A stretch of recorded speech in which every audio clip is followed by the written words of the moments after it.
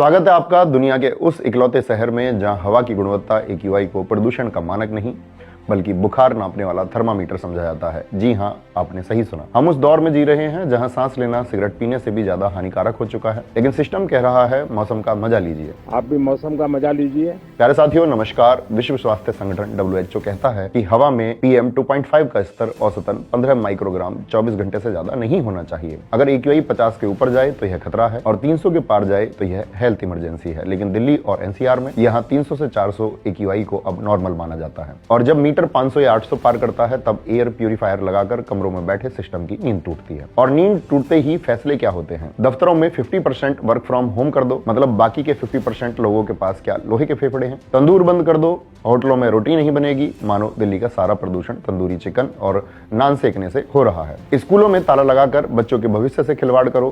Petrol pump पर बिना PUC के तेल नहीं मिलेगा। ये सुनने में अच्छे लगते हैं, लेकिन जमीनी हकीकत यह है कि सड़कों पर लाखों गाड़ियां अब भी जहर उगल रही हैं। दिल्ली प्रदूषण को गहराई से समझने के लिए कहानी को थोड़ा पीछे ले चलते हैं ताकि हम समझ सकें कि हम यहाँ पहुंचे कैसे। आपको याद होगा जब दिल्ली में पिछली सरकारें थीं तब कुछ आज के 50% वाले नियम की तरह ही जब नवंबर दिसंबर का महीना आता था तो उस समय भी सरकार की प्रतिक्रिया एक रटे रटाए नाटक जैसी होती थी। अचानक ऑड इवन लागू कर देना। जो इवन डेट्स हैं उनको इवन नंबर्ड व्हीकल्स उन दिनों में अलाउ किए जाएंगे और जो ऑड डेट्स हैं उसमें ऑड नंबर्ड व्हीकल्स अलाउ किए जाएंगे। स्कूलों में छुट्टियां घोषित कर देना और कंस्ट्रक्शन साइट्स पर ताले लगा देना। जनता को लगता था कि यह सब काम चलाऊ है, कोई ठोस नीति नहीं है। फिर वक्त बदला, सरकार बदली और दावा किया गया कि अब प्रदूषण के खिलाफ एक वैज्ञानिक युद्ध छेड़ा जाएगा। लेकिन आज जब हम हकीकत देखते हैं तो पाते हैं कि युद्ध प्रदूषण से नहीं बल्कि डेटा से लड़ा जा रहा है। अगर आपने अभी हाल फिलहाल के कुछ दिनों में किसी सरकारी ऐप या गूगल पर दिल्ली और NCR क्षेत्र का AQI चेक किया होगा तो आपको शायद 350 या 400 का आंकड़ा दिखेगा। लेकिन अगर आपने अपने घर या ऑफिस में किसी एयर प्यूरिफायर के रीडिंग को देखा होगा तो आपको 700, 800 या शायद उससे भी ज्यादा का डरावना आंकड़ा दिखाई देगा।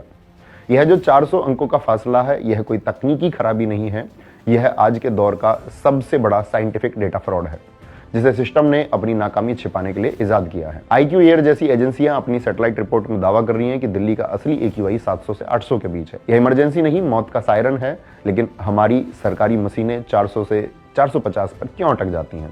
कारण है कि जहां जहां सरकारी AQI सेंसर मॉनिटर लगे हैं वहां वहां एंटी स्मोक गन से पानी का बौछार किया जा रहा है। जैसे ही सेंसर गीला होता है वह हवा में मौजूद प्रदूषण के कणों को नहीं पढ़ पाता है और रीडिंग आधी हो जाती है। यह वही बात हुई कि मरीज को बुखार 104 डिग्री है लेकिन आपने थर्मामीटर को बर्फ के पानी में डुबोकर कहा देखिए बुखार तो नॉर्मल है। जहां दिल्ली की हवा में सांस लेना एक दिन में 25 से 30 सिगरेट पीने के बराबर हो चुका है, वहीं दिल्ली की मुख्यमंत्री मोहतरमा कहती हैं IQ, AIQ, AQI। IQ जो हमारा AIQ है एक ऐसा टेम्परेचर है जो किसी भी इंस्ट्रूमेंट से पता चल सकता है। और AQI एक ऐसा आपका टेम्परेचर है आपको जो किसी भी इंस्ट्रूमेंट से पता चलता है।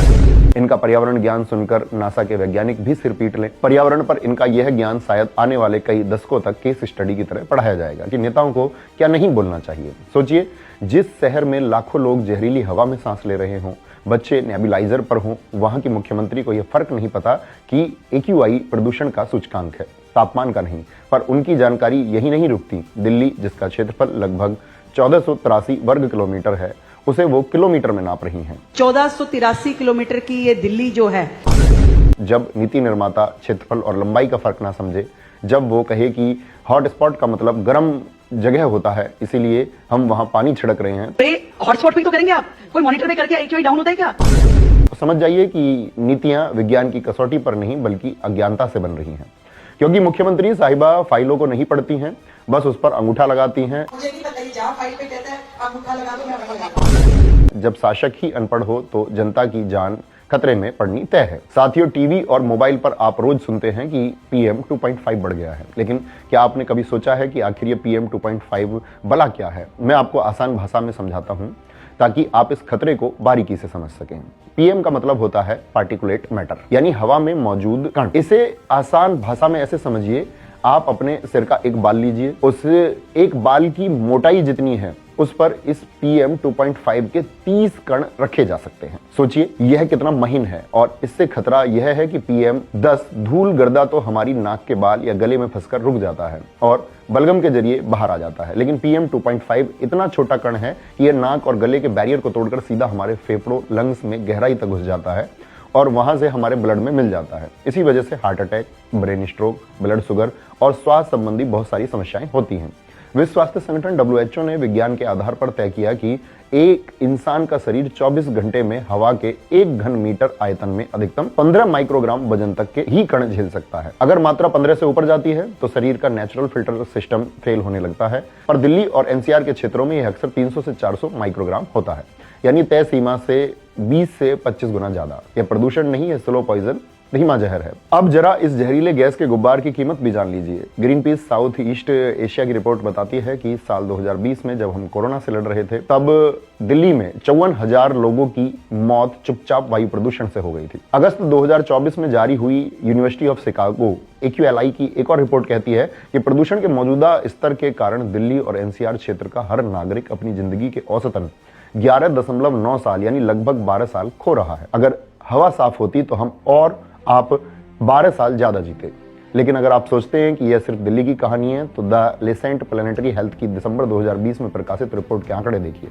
यह रिपोर्ट कहती है कि भारत में हर साल 16 से 17 लाख लोगों की मौत जहरीली हवा के कारण हो रही है। खतरा कितना बढ़ चुका है, इसका अंदाजा आप 19 मार्च 2024 को जारी IQ एयर की रिपोर्ट से लगा सकते हैं। इस रिपोर्ट में एक कड़वा सच दुनिया के सामने रखा है। साल 2018 से 2023 तक अगर 2022 छोड़ दें, जिसमें दिल्ली दूसरे नंबर पर रही है, तो दिल्ली 134 देशों में से 5वीं बार दुनिया की सबसे प्रदूषित राजधानी, मोस्ट पॉल्यूटेड कैपिटल बनी है। इस रिपोर्ट में दुनिया भर के 7,812 शहरों का भी विश्लेषण किया गया और उसमें दुनिया का सबसे प्रदूषित शहर बिहार का बेगूसराय है। शर्म की बात यह है कि दुनिया के टॉप 100 सबसे जहरीले शहरों में 83 शहर भारत के हैं। बात सिर्फ जान की नहीं है, हमारी जेब की भी है। द लेसेंट की 2021 की रिपोर्ट के मुताबिक वायु प्रदूषण के कारण भारत को एक साल में करीब $36.8 बिलियन यानी कि लगभग 2,70,000 करोड़ रुपए का नुकसान उठाना पड़ा। राज्यों की बात करें तो उत्तर प्रदेश को अपनी GDP का 2.2% नुकसान हुआ।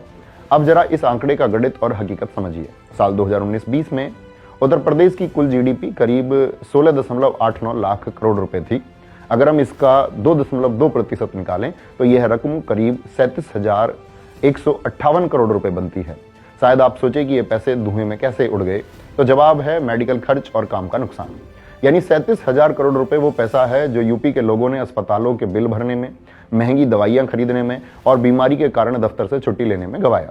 जब घर का कमाने वाला अस्थमा या हार्ट स्ट्रोक का शिकार होकर बिस्तर पर पड़ता है तो सिर्फ उसकी सैलरी नहीं कटती, देश की GDP भी गिरती है। दिल्ली में तो हवा में जहर है ही, उत्तर प्रदेश भी इस दौड़ में पीछे नहीं है, क्योंकि यूपी के गाजियाबाद, नोएडा, कानपुर और लखनऊ जैसे शहर प्रदूषण के हॉट स्पॉट बन चुके हैं। वजह साफ है, अंधाधुंध निर्माण और धूल। यूपी में जिस रफ्तार से एक्सप्रेसवे और बिल्डिंगें बन रही हैं, उसके लिए लाखों पेड़ काटे गए, लेकिन धूल रोकने के इंतजाम नदारद है। एक तरफ ईंट भट्टों का धुआं है तो दूसरी तरफ पुरानी डीजल गाड़ियां और जनरेटर सेट है जो 24 घंटे जहर उगल रहे हैं। हम विकास तो कर रहे हैं, लेकिन अपने फेफड़ों की कीमत पर। यह डेटा दिखाते हैं कि प्रदूषण सिर्फ दिल्ली की समस्या नहीं है, बल्कि यूपी और बिहार जैसे राज्य तो साइलेंट किलर का सामना कर रहे हैं, जिनकी चर्चा बहुत कम होती है। प्रदूषित हवा अब सिर्फ बुजुर्गों की बीमारी नहीं है। सर गंगाराम और एम्स जैसे अस्पतालों के डॉक्टर्स बता रहे हैं कि दिल्ली के बच्चों के फेफड़े हिमाचल या मैसूर जैसे साफ शहरों के बच्चों के मुकाबले 30% छोटे और कमजोर हो गए हैं। 5 साल के बच्चे जिन्होंने कभी सिगरेट को हाथ नहीं लगाया, उनके फेफड़े चैन स्मोकर जैसे काले पड़ रहे हैं। हम एक ऐसी पीढ़ी तैयार कर रहे हैं जो शायद कभी खुलकर दौड़ ही ना पाए। इस प्रदूषण का असर सिर्फ हमारी सेहत पर नहीं, बल्कि हमारी विरासत और ऐतिहासिक इमारतों पर भी पड़ रहा है। दिल्ली की पहचान Lal Qila, Akshardham, India gate, lotus temple, इन सब की चमक भी फीकी पड़ रही है, क्योंकि प्रदूषित हवा में मौजूद सल्फर और नाइट्रोजन जब नमी से मिलते हैं तो वो पत्थरों पर तेजाब की तरह जम जाते हैं, जिस वजह से ऐसी इमारतों के पत्थर गलने लगते हैं। वैज्ञानिक इसे ब्लैक क्रस्ट कहते हैं, यानी कि पत्थरों का कैंसर। जैसे इंसान के फेफड़े काले हो रहे हैं, वैसे ही दिल्ली के ऐतिहासिक इमारतों के पत्थर भी काले पड़ रहे हैं। अंतर्राष्ट्रीय स्तर पर विदेशी मीडिया, चाहे वो न्यूयॉर्क टाइम्स हो या BBC, दिल्ली को एपोकैलिप्स सिटी, महाप्रलय का शहर कह रहा है। विदेशी दूतावासों के अधिकारी दिल्ली पोस्टिंग को सजा मानते हैं और यहां काम करने के लिए हार्डशिप अलाउंस मांगते हैं। विदेशी पर्यटक अब सर्दियों में भारत आने से कतराने लगे हैं। यह हमारी ग्लोबल इमेज पर एक कालिक है जिसे साफ करना आसान नहीं होगा। सरकार कहती है कि वो कोशिश कर रही है। याद कीजिए कुछ समय पहले आर्टिफिशियल रेन यानी कि कृत्रिम वर्षा का कितना शोर मचा था। IIT कानपुर के साथ मिलकर योजना बनी, सुप्रीम कोर्ट में बड़े बड़े हलफनामे दिए गए। मीडिया रिपोर्ट्स के मुताबिक इस पूरे तामझाम और पायलट प्रोजेक्ट की प्लानिंग में करीब करोड़ों रुपए का खाका तैयार हुआ। जनता को लगा कि शायद विज्ञान हमें बचा लेगा, लेकिन हुआ क्या? प्लेन उड़े, बादलों में 2-2 बार छिड़काव किया गया, लेकिन बारिश की एक बूंद भी जमीन पर नहीं गिरी। करोड़ों रुपए और सारी उम्मीदें धुएं में उड़ गईं, लेकिन सरकार जमीन पर पानी छिड़ककर सेंसर को धोखा देने में सफल रही, भले ही आसमान से बारिश कराने में पूरी तरह फेल हो गई। इसके अलावा सरकार के पास वही पुराने उपाय हैं, ग्रैब 4 लागू करना, यानी कि होटलों में तंदूर बंद कर दो, दफ्तरों में 50% वर्क फ्रॉम होम कर दो। सुनने में ये बड़े अच्छे कदम लगते हैं, लेकिन इनका असर कितना है? दिल्ली में 1 करोड़ से ज़्यादा रजिस्टर्ड गाड़ियां हैं। जब आप 50% लोगों को घर बिठा देते हैं, तो क्या 50% लोग अपनी गाड़ियों से घंटों जाम में नहीं फंसते हैं? या उनकी गाड़ियां जब सड़कों पर चलती हैं तो पॉल्यूशन नहीं होता? जब तक पब्लिक ट्रांसपोर्ट वर्ल्ड क्लास नहीं होगा, तब तक ऐसे नियम कानूनों का कोई मतलब नहीं निकलेगा। हमें चीन के बीजिंग मॉडल से सीखना चाहिए। 2013 में बीजिंग का हाल दिल्ली जैसा ही था, लेकिन उन्होंने तंदूर बंद नहीं किए, उन्होंने अपनी औद्योगिक नीति बदल दी। उन्होंने शहर के आसपास के सारे कोयला पावर प्लांट्स बंद कर दिए, लाखों पुरानी गाड़ियां स्क्रैप की, स्टील प्लांट्स को शहर से सैकड़ों किलोमीटर दूर भेज दिया और ग्रीन एनर्जी को बढ़ावा दिया। वहां इच्छा शक्ति थी, इसीलिए आज बीजिंग का आसमान नीला है। हमारे यहाँ इच्छा शक्ति की जगह सिर्फ मीटिंग्स और प्रेस कॉन्फ्रेंस हैं। लेकिन दोस्तों, इस पूरी कहानी का अंत सिर्फ सरकार को कोसने से नहीं होगा। यह सच है कि सिस्टम फेल हुआ है, मुख्यमंत्री के बयान बेतुके हैं और आंकड़े फर्जी हैं। लेकिन एक कड़वा सच यह भी है कि इस धुएं में थोड़ी हिस्सेदारी हमारी भी है। जब हम रेड लाइट पर गाड़ी का इंजन बंद नहीं करते हैं, जब हम पास की दुकान जाने के लिए भी कार निकालते हैं, या जब हम सर्दियों में कचरा जलाते हैं, तो हम भी उस जहर को और गाढ़ा करते हैं। सरकार पब्लिक ट्रांसपोर्ट नहीं दे पाई, यह उनकी विफलता है, लेकिन उपलब्ध संसाधनों का सही इस्तेमाल करना हमारी जिम्मेदारी है। निष्कर्ष यही है कि दिल्ली की हवा किसी एक पार्टी की समस्या नहीं है, बल्कि एक सिस्टम की सड़न है। जवाबदेही आज की सत्ताधारी सरकार की बनती है, क्योंकि वादे उन्होंने ही किए थे।